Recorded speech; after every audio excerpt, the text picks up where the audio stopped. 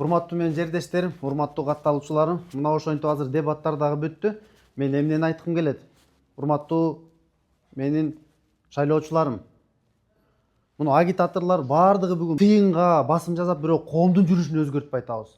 Мына чыныгы күрөштөр, кандидаттар, публичный болгон адамдар теледебаттарда, коомдук жайларда атайын жазалма эмес, мындай чыныгы элдин астында сүйлөп күрөшүш керек эле. Бирок тилекке каршы бүгүн андай күрөштөр болбой калды. Биз тандаган номер 1 бюллетендеги Турдукан Абдыкариевнаны биз бүгүн дебатка алып келдик, жаштар. Ачык болуңуз, элдин астында сүйлөңүз деп. Ошондуктан көрдүңүздөрбү, кандидаттар эч нерседен бекинбеген, коррупция кылбаган, кечээ мурун жаман иштер болбогондор дал ушинтип күрөштөрдү күрөшөт.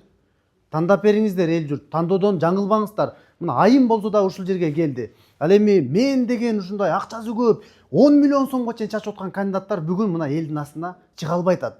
Ошондуктан акчага басым жасабаңыздарчы, урматтуу менин колдоочуларым, менин катталуучуларым, мени шайлайм дегендер. Номер 1 бюллетендеги Турдукан Абдыкариевнаны тандап бериңиздер. Бул туура жана ишеничтүү тандоо болот деп айткым келет.